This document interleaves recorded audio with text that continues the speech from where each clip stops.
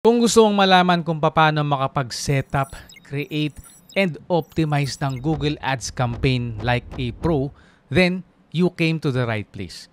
Dahil ito ang pinakamalupit na Google Ads step-by-step tutorial na makikita mo sa YouTube ngayon. By the way, ako nga pala si Carlos Ubado and I've been doing digital marketing and freelancing for the past 12 years. Kaya makakasiguro ka na lahat ng ipapakita ko sa inyo dito sa tutorial na to is coming from my own experience. At regardless kung isa kang newbie o isa ka ng seasoned pro, sinisiguro ko sa iyo na may mapupulot ka na aral pa rin at may enhance mo yung skill mo pagdating sa Google Ads by watching this video. Before tayo tumalon sa actual campaign, setup and creation, gusto ko munang i-discuss sa inyo itong 6 integral components ng Google Ads. So ito yung mga parte na kinakailangan lahat para magkaroon tayo ng maganda at well-optimized na Google Search Ads. Yung una dyan is yung ad account creation. Siyempre, kailangan natin ng account dahil dyan natin lalagay lahat, yung mga keywords, yung mga ad copies natin, landing pages, and basically yung rest na mga components na to. So yung pangalawa dyan is yung keyword research dahil intent-based nga si Google Ads, no? Tinatarget natin yung mga taong naghahanap ng specific keywords. Kaya kinakailangan is matibay yung ating keyword research.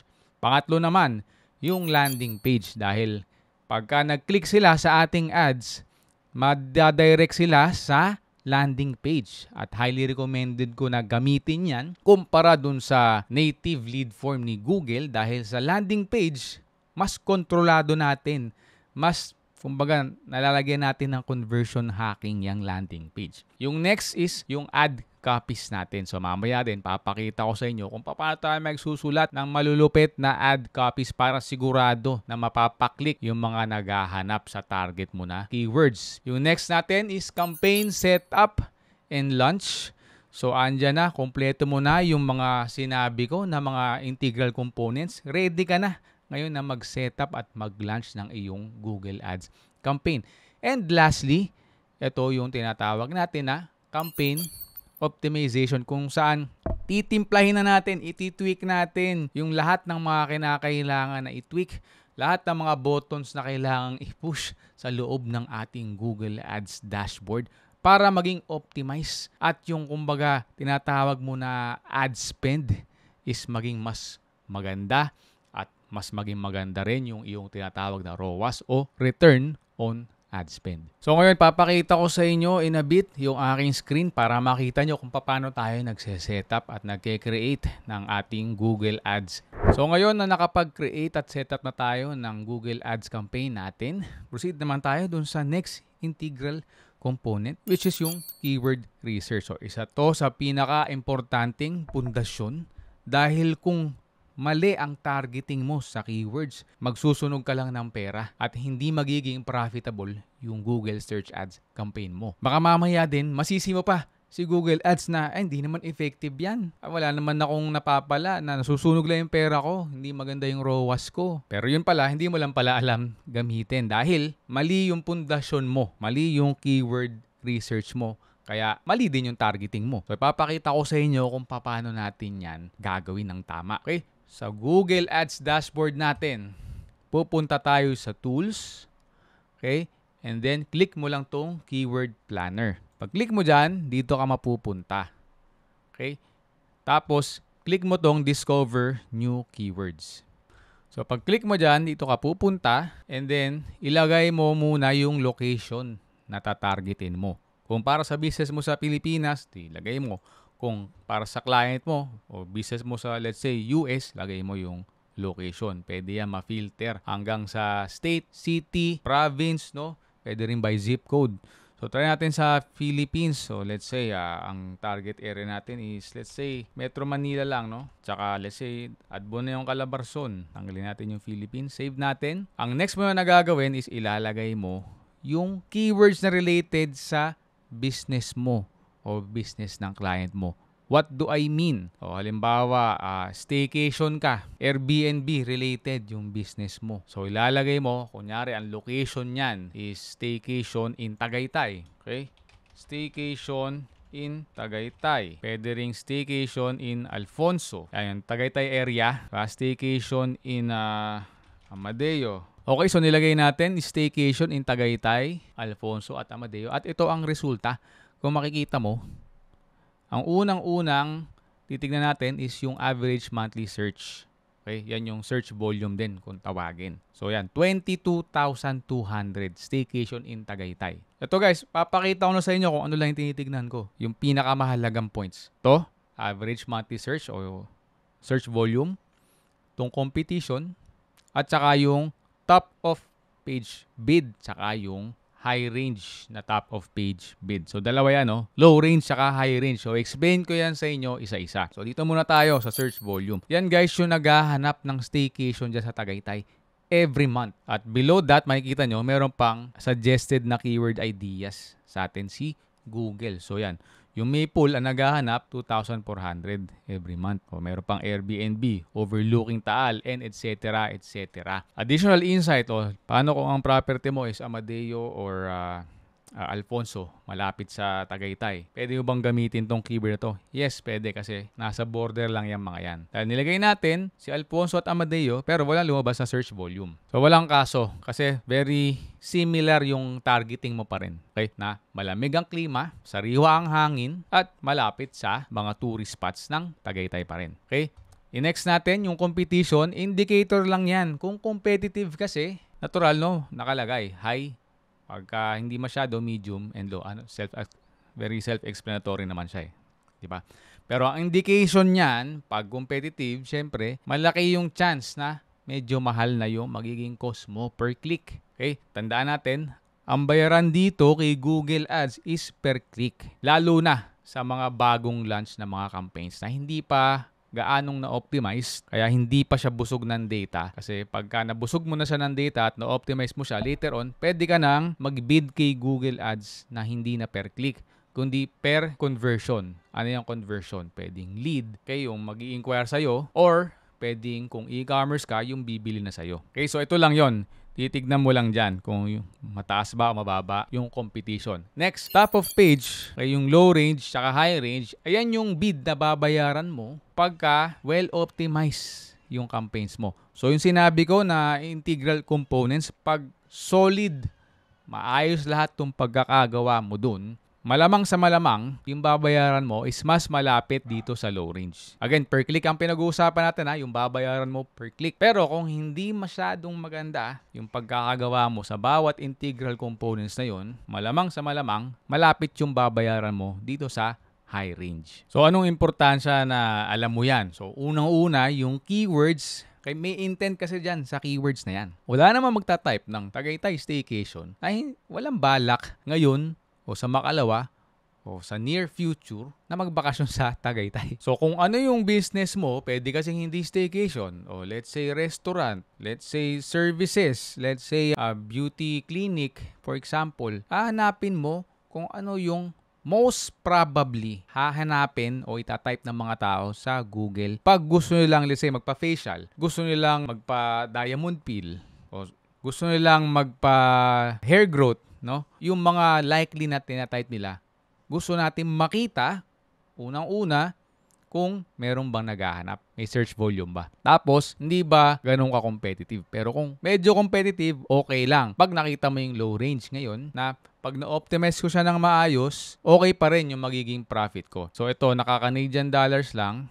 I-convert nyo na lang kasi actual account to, no, na nag-run isang client ko to sa Canada. So anyways, also, magkakaroon ka na ng baseball park, no? May estimate ka na kung magkano yung most likely magiging cost mo per click and conversion. So yung conversion, yun meaning nag-convert dun sa landing page mo para maging lead. So usual na conversion rate, actually iba-iba yan, depende sa industry. Sa mga industries ko, ang typical na conversion rate is 10 to 20%. So nagbabari rin yan. So kung alam mo na yung sa industry mo, malamang sa malamang, lalapit yung estimate mo dun sa actual. Ngayon, kagandahan din yan, pagka ikaw ay may clients, madali mo ma-explain yung breakdown. Para ang pag nagbebenta ka na, kaya mong i-breakdown yung number na Okay, pag ganito yung in-spend natin, for example lang, no? O magiging cost per conversion natin is ganito. So, kailangan mong makabenta. Kung ang closing rate mo is, let's say, 20% ang closing rate niya dahil medyo okay siya, magaling siya magbenta, kailangan nating mag-spend ng, example lang to, no? Let's say, kung gagasto tayo ng 5 million sa ads every month, ganito yung magiging balik sa business mo.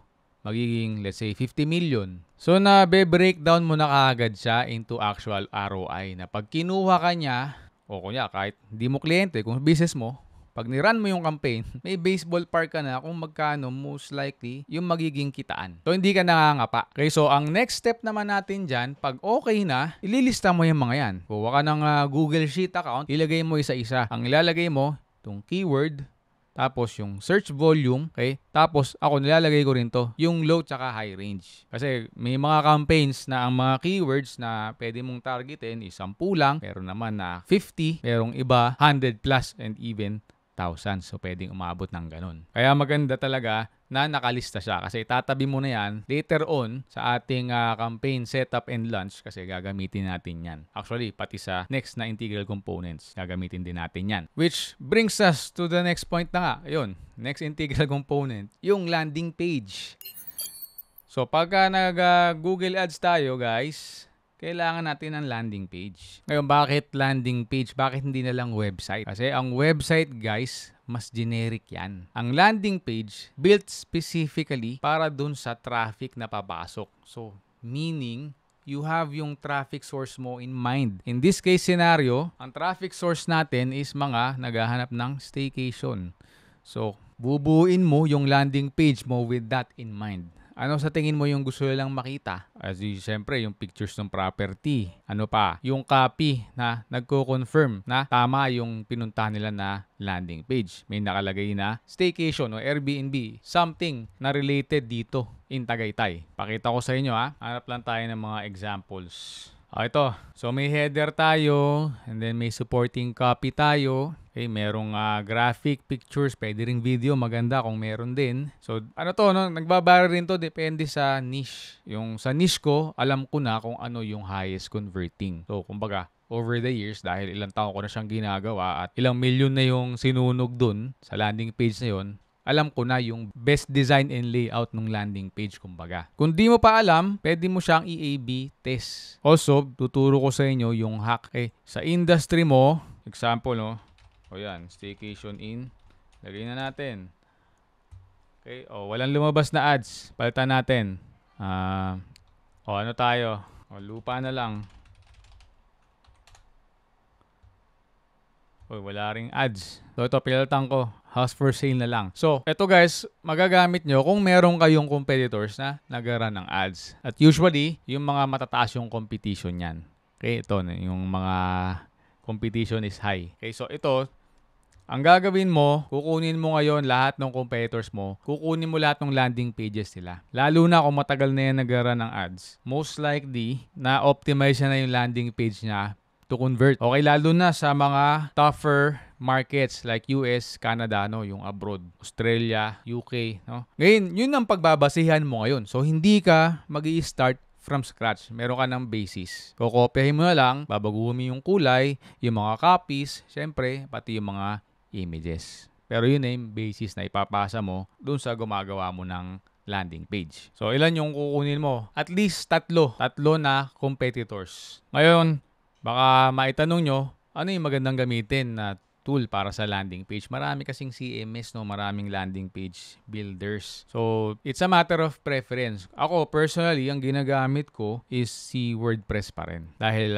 very familiar ako sa kanya and mas matipid. Kaysa magbabayad ako kila ClickFunnels, di ba? Daming landing page makers Sila Lead Pages, Unbounce, Swipe Pages. No, may ginagamit din pala ako na yung pangmabilisan lang, si pagemaker.io. So, matter of preference yan So, ganun lang yung diskarte natin sa landing page. Basta ito, yung mga parte ng landing page, pasadahan natin lahat ng crucial na wag mawawala sa landing page. Unang-una, yung headline. Header, title. Dapat related dyan dun sa keywords na tina-target mo. Kung Tagaytay, for sale, di nakalagay dyan. Next naman, sa ilalim ng iyong header o title, optional to, no? pwede ka maglagay ng supporting text. So dito nakalagay body, pero more like a subheader kung ako yung tatanungin nyo. And then sa ilalim nun, kung lead generation ka, no, which yun talaga yung specialization ko, yung form mo, yung lead form mo, nandun na. Kung e-commerce ka, yung product mo, product images, video, descriptions, nasa side, ando na rin. Pakita ko sa inyo yung mga optimized na landing pages, no, pang e-com din, no. So kaya isa sa gusto ko talagang ginagamit si PageMaker dahil yung mga templates niya optimize na. Dahil ang may-ari nito, agency owner. Nag-run din ng ads sa Google tsaka sa Facebook. So, tignan natin ha. O, ito yung una, pang skincare. So, andun yung header, subheading, merong product details, tapos andun yung picture sa kanan. And then, meron siyang call to action. Saan? Ito, yung button. Pag lead generation, parang ganun din, header, subheading, tapos merong lead form, tapos may call to action, yung lead form, may button. Okay, so by the way, pwede nyong i-check out yung mga templates ito. Meron din yan pang mga lead generation. So just for reference, no, kung gagawa kayo at wala pa kayong idea kung ano yung magandang landing page na gamitin para sa inyo. Okay, so ang next naman natin is yung ad copies. Paano tayo magsusulat ng mga ad copies? So, base sa pinakita ko, similar din. Kunin mo yung top 3 to 4. Okay, anong gagawin mo? Ilalagay mo lahat ng ad copies nila sa Google Sheet. Okay, ano yung ad copies? Pakita ko muna sa inyo yung component. So, ang ginagamit natin dyan, si Karuya, itong expanded text ad preview tool. So, makikita mo lahat ng components na kailangan mong kunin at ano yung itsura niya dun sa makikita mong ads sa Google. So, may headline ka, may final URL ka, okay? May description, okay, mayroon pang yung path. Okay, ano ba yung path na yan? Ito, nilagay ko path para makita nyo. Ayun o, yung lumalabas dun sa parang permalink. Okay, so may descriptions. Tapos, ito yung mga ad extensions na hindi dapat mawawala, si site link, si call out, at saka si structured snippet. Hindi pwedeng mawala yan tatlo. Yan yung pinaka-basic regardless of the niche. So, yung mga parte ng ad copies na yan, ang kukunin mo dito at ilalagay mo ngayon sa Google Sheet. Palitan natin, no? For sale, tingnan natin sa Antipolo. Kaya mas marami yung lumabas. Okay. So, ito may review pa siya na extension. Ito, yan yung site links. Dahil may mga links siya. So, kunin mo lahat yan. I-screenshot mo kung kinakailangan. Tapos, saka mo ilagay sa Google Sheets. So, ito yung shortcut. Pag nalagay mo na kasi, meron tayong AI prompt. Ako, ginagamit ko yun para shortcut. Na, lalagay mo lahat ng ad copy sila. Tapos, sasabihin mo kay AI na magsulat ka ng ad copy na mas maganda dito sa mga competitors na to. So, yun yung pinaka-shortcut natin. Pero malaki rin tulong, syempre, pag naintindihan mo rin yung intent behind the keyword. So, very important. Pagdating sa SEO at dito sa Google Ads, kasi itong dalawa na to, under siya ng SEM o tinatawag na Search Engine Marketing. Kailangan master ka ng keyword research and intent. Para ma-master mo yung keyword research, master ka ng intent behind the keywords. Okay, so pag nagsusulat ka rin ng ad copy, iniisip mo yung ano pang posible ba na gustong makita ng naghahanap na to. So, in this example, ano ba yung gusto niyang makita? Oh, syempre, yung mga properties. Diba? Yung mga exterior and interior malamang ng properties. Yung presyo, yung range ng price, yung bedroom. Gamit naman tayo ng ibang example. So, VPN. So, ano pa yung pwedeng hanapin ng mga prospects mo? Yung reviews, yung savings.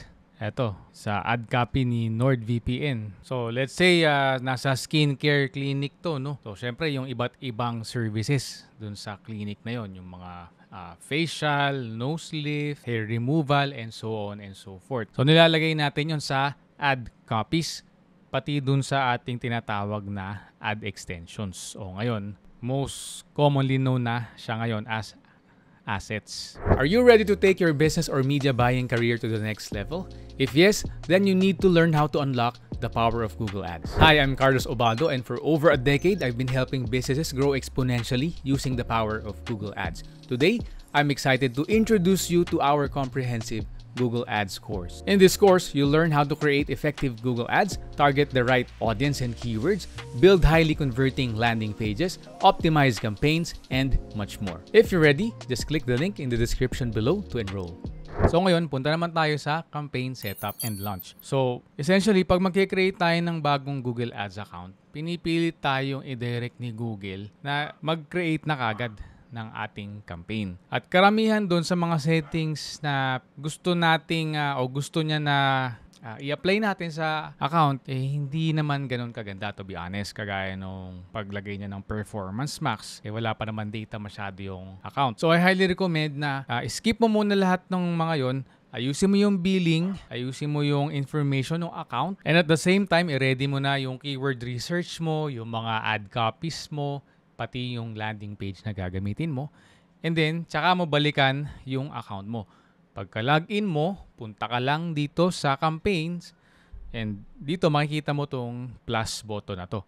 So, i-click natin yan, tapos click natin yung new campaign. So, from here, parang sa Facebook ads lang, no? May iba't ibang objective. So, pwedeng local store visit, pwedeng brand awareness, pwedeng promotion, parang sa Facebook, ganito rin, di ba? Pwedeng website traffic, pwedeng leads, pwedeng sales.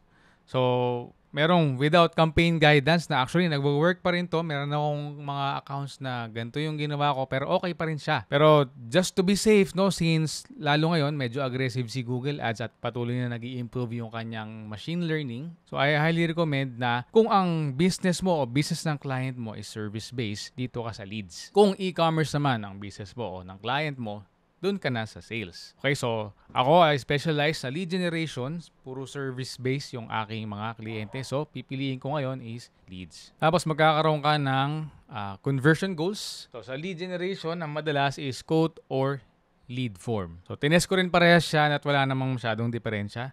Actually, walang diferensya. So, pagdating sa overall na cost at yung quality ng mga leads, wala silang diferensya. So, tinest ko siya din sa parehas na niche. By the way, no? So, continue lang natin. Tapos from here, so, search tayo. Hindi muna tayo mag-PP Max. Okay, lalo sa bagong mga campaigns. So, search. Tapos, lead form submissions.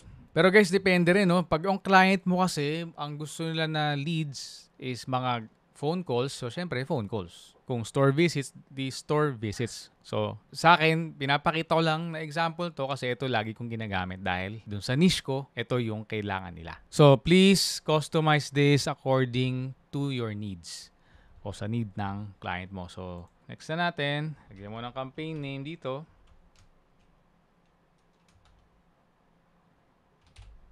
Let's click continue. Tapos dito, okay lang, sundan mo lang yung default kasi mamaya babaguhin natin siya. Okay, so right now kasi hindi natin mababago, no? And magde-default siya sa maximize clicks. Sorry, I stand corrected, no? Nagkaroon ng changes na naman. So, pwede na pala. So, dito, ilalagay ko yung bid limit niya per click na gusto ko at nakabase siya dun sa, actually kahit lagay mo lang 1. Pero at least may baseline na ako dun sa keyword research natin kanina, yung low range, if you remember. So, pero okay lang yan. Lagay lang natin kahit 1 o basta below dun sa, even below dun sa low range. Okay, kasi mamaya ipapakita ko sa inyo yung technique para lumabas yung actual bid. Tapos, next natin, so ito depende rin, no, kung gusto mo, laging new customer lang, no. Sa case scenario ko, hindi ko yan sinecheck. So, next natin. So, dito, hindi ko sinasama yung search partners, pati display network. Tapos, ito, self-explanatory naman to, no. Depende sa target mo location. Diba? Another location. So, let's say, ang target mo lang is within Metro Manila. Okay? O kaya, let's say, Atlanta, Georgia lang. So, lalagay mo lang dito yung mga exact locations. Tapos, for good measure, ilalagay mo yung surrounding, kung sa US ka, surrounding states na malapit dito sa Atlanta na ayaw mong matarget.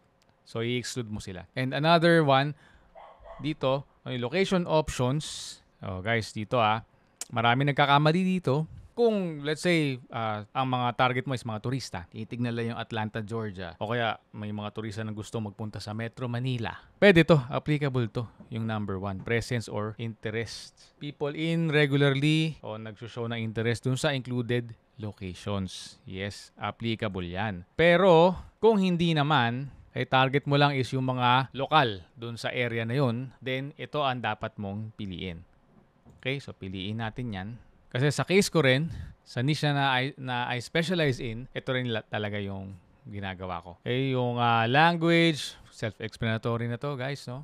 Sa broad match keywords, hindi natin ginagamit yan. At hindi ko nire-recommend na gamitin nyo yan kahit sa well-optimized na campaign.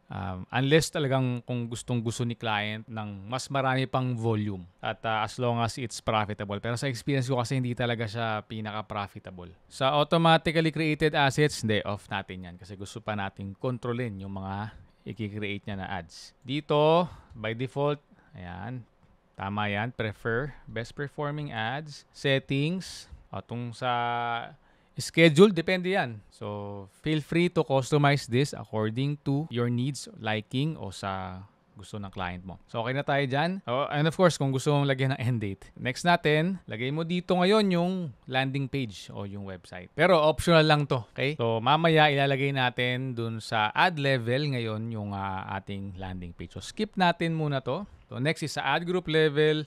Tama mo yung ad group name. Ang usually nilalagay ko sa kanya kung ano yung theme. Kung halimbawa, skincare clinic ako, no? Ang tema ko dun sa ad group na yon puro mga nose lift, rhinoplasty. Isang ad group yon. Pag ang tema is about sa pampakinis ng muka, facial, diamond peel, isang ad group na naman yon. So, kada ad group, iisa lang ang tema. Kaya ang tawag doon is tag o single theme ad group. Nung araw, SCAGs ang ginagamit o single keyword ad group pero laos na yon, long gun. So, ito na yung ginagamit. So, dito, ito lang ginagamit ko. Yung base sa keyword research ko, ilalagay ko na yung mga keywords. Okay? Pag sigurado ka na, syempre, gamitin mo yung exact match. Okay? So, keyword 2 and so on and so forth. Pag medyo hindi ka ganun ka-familiar sa campaign, wala ka pang data, so pwede kang gumamit ng phrase match. So, ganito lang yung phrase match. Okay? So, kung gusto nyo mas maintindihan yan, meron akong tutorial about dyan. And I'll make sure to flash dito somewhere sa screen, no, sa taas, and include the link in the description box below. Okay? Gawin natin keyword for to. Tapos, dito na tayo sa ad level, sa ad creation. So, dyan mo lalagay yung landing page o URL ng landing page. Tapos, halimbawa, skincare, no, facial. So, yung nasa theme, no? So, yung lagay ko dito yung brand. Okay, tapos yan, yung ginawa natin kanina ng mga ad copies, sasalpak na lang natin dito ngayon. Likewise sa descriptions and likewise dun sa mga site links, sa mga ad extensions. So, ngayon kasi assets na yung tawag, no? So, dyan, lalagay mo lang callouts and etc. And then, once you're done, click done. Okay, tapos, hit next. And then, set tayo ng custom budget. So ito, may idea ka na doon sa usual na magiging cost per conversion mo. Ang lowest na multiplier is 1. Kung ang let's say, alam mo na ang cost per conversion mo is let's say magiging $80. So, at least hindi ka pababa dyan. So, yan yung pinaka-conservative. Pero ideally, we want it to be twice or thrice this actual amount. Kung kaya ni client. Okay? Depende sa usapan nyo ni client yan. Anong reason being? So, ayaw natin na mas mababa tayo sa actual na magiging cost per conversion dahil matatagalan at mas mahihirapan makakuha ng data yung account compared sa at least naka times 2 ka dun sa actual na magiging o expected na magiging cost per conversion. Ngayon, kung wala kang idea, mag-estimate ka na lang. Base din dun sa magiging projected mo na cost per conversion sa landing page and also yung magiging actual na bid at yung sa keyword research, maalala na may low range at high range, di ba? Pero ang mas accurate dyan, yung actual bid. So, mamaya papakita ko. So, after nyan, let's click next. So, syempre may error to dahil hindi naman tayo naglagay ng landing page. Tapos yun, may error pa pala sa billing tong account na to, no? So, anyways, pag nalagay mo lahat ng mga yon, no, assuming na okay lahat ng mga yon, magla-launch siya, magiging under review siya, tatakbo na siya after makalusot sa review. So, labas tayo ngayon dito. So, next na gagawin natin is pupuntahan natin yung campaign tapos yung keyword level nung campaign na yon. Kasi, after a few hours hanggang sa a day or two, lalabas na yung actual bid dito. So ito, hindi to naka-manual CPC. So hindi natin makikita. Pero Ang mangyayari lang dyan essentially, pag naka-manual CPC, you can make adjustments within the keyword level. At tapos, lalabas yung actual bid. So let's say, example lang, no, ang naging computation ni Google Ads, yung dapat mong i-bid is at least $10 per click para lumabas ka dun sa top 4 na spots. Yung top 4 na spots, ito yon. Ito yung result ng ads, no? Para natin nasabi kasi yan may sponsor do. Okay, so 1, 2, 3, pack, tas meron pa dapat isa, usually. So, yun lang yung pinaka-relevant kasi yun lang nakakakuha ng mga clicks at conversions ng maayos yung cost. Okay? Natry ko na kasi na minsan lalabas ako dito actually. Kagaya nito mga to, sa bottom lumabas, no? Sponsored pa rin pero sa bottom, hindi yan nakakakuha ng conversions. I stand corrected. Nakakakuha siya ng conversions pero konti at saka hindi ganun kaaganda yung presyo. Kasi wala naman nag-scroll dyan halos sa bottom eh.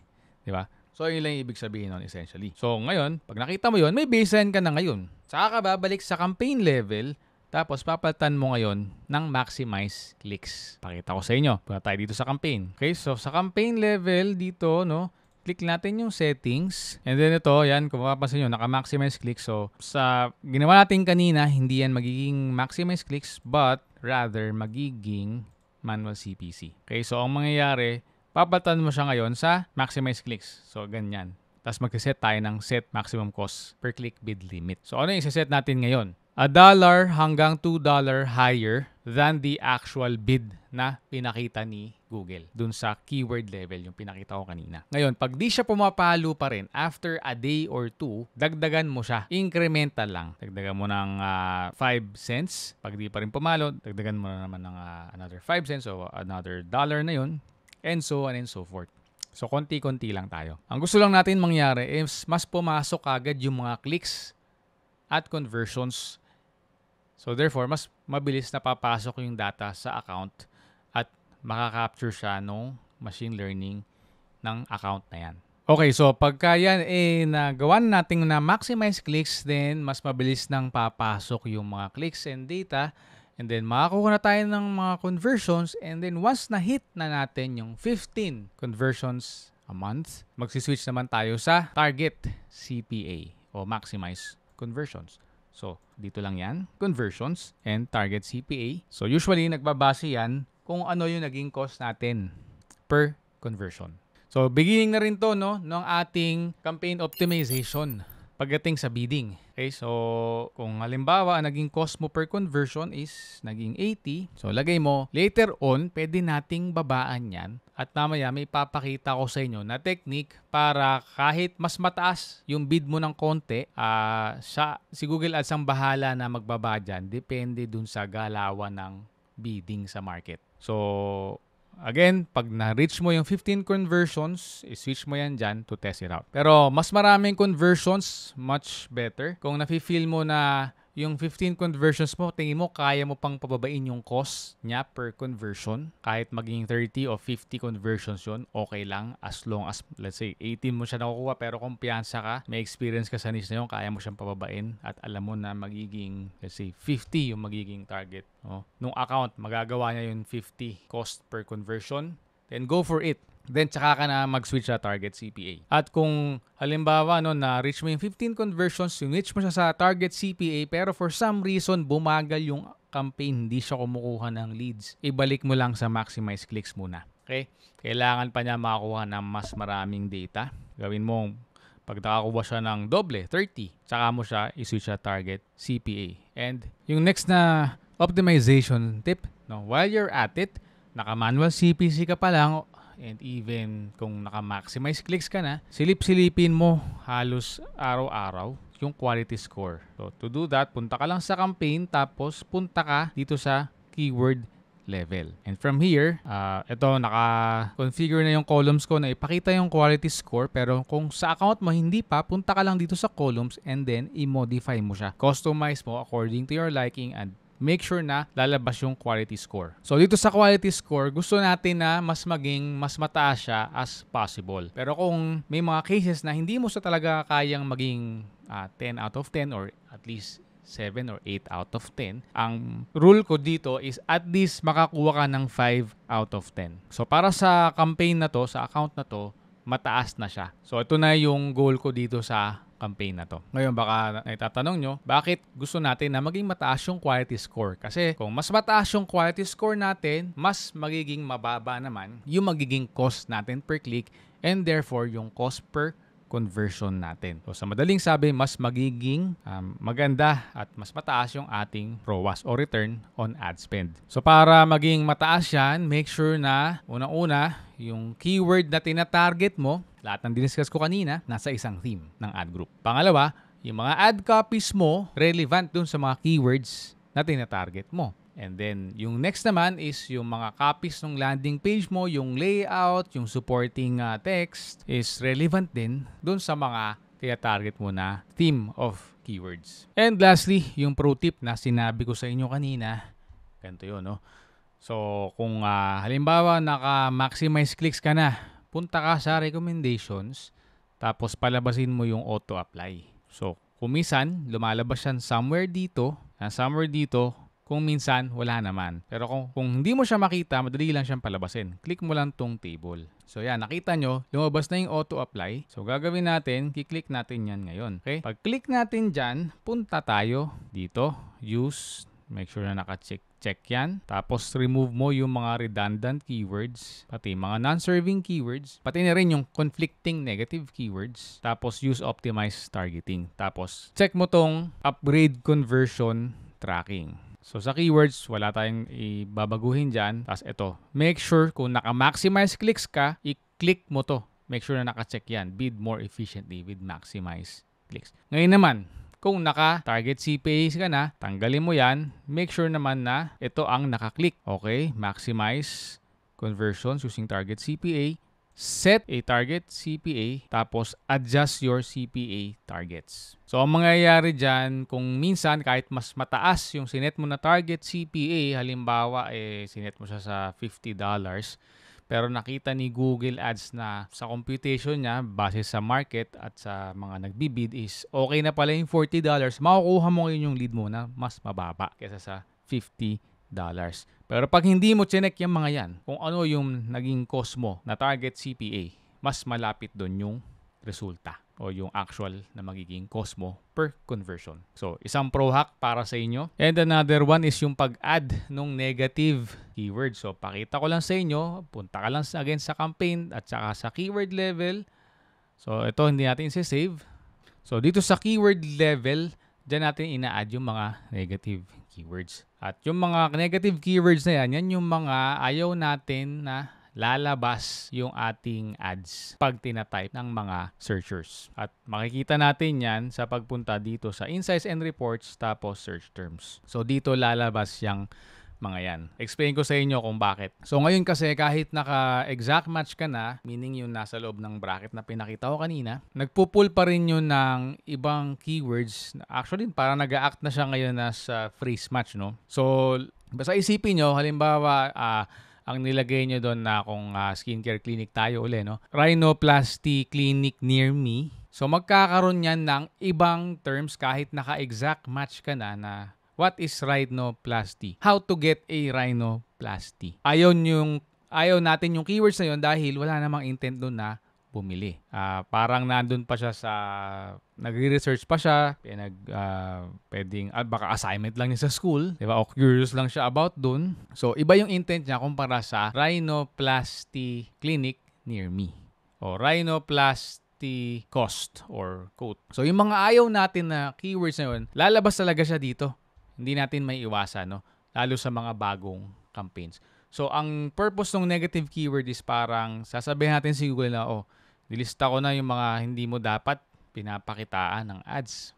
So sa susunod, wag mo na ipakita dyan. So, parang binibigyan natin siya ng direksyon. Okay, so once masundan mo lahat yung sinabi ko sa'yo, I guarantee you na mas magiging maganda yung resulta ng iyong Google Ads campaign. And by the way, kung meron kang questions o suggestions, do comment them below at sasagutin natin yan sa next videos natin. Kung meron kang napulot na maganda sa video na yan, sinisiguro ko sa'yo na sa video naman na to, marami ka ring matututunan about sa Google Ads. Kaya make sure na panoorin mo yan, lalo na kung gusto mo pang matuto at mag-upskill pagdating sa Google Ads.